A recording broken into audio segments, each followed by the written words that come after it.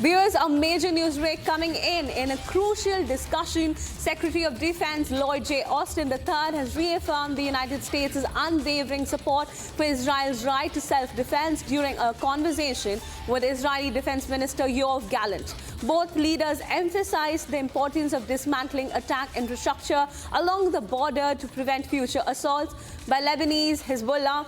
Austin also stressed the necessity of a diplomatic resolution to allow civilians to return home safely, while warning Iran of serious consequences if it engages in direct military actions against Israel.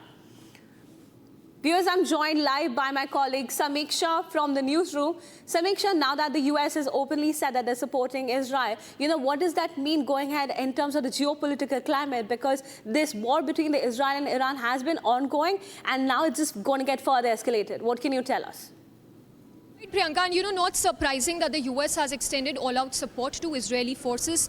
In fact, let's also tell our viewers that Biden has been speaking with Netanyahu since the time Israeli forces launched attack in Lebanon.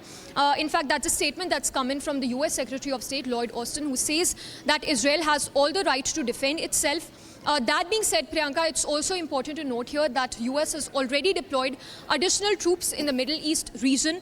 So while there are already 30,000 to 40,000 US troops that are stationed in the Middle East region, it's said that at least 3,000 additional troops have been stationed by the US in the Middle East region. This in the backdrop of US making it clear that it wants secession to happen, and that there is no point in escalating this conflict, which could have a spillover effect across the Middle East region.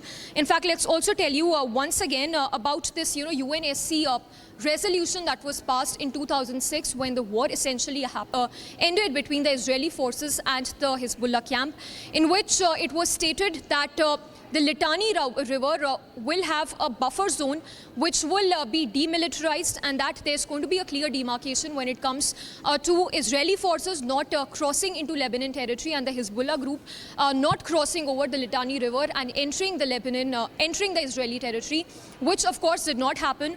So a very important statement that's come in from the Lebanon caretaker prime minister, who says that Lebanon has agreed to ensure that this buffer zone is demilitarized and it is patrolled not just by the Lebanese army but even the United Nations interim force, Priyanka.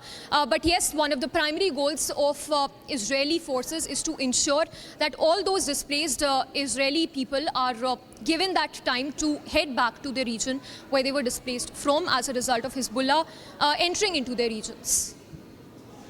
Thank you, Samiksha, for those insights. As the US has reaffirmed its support to Israel,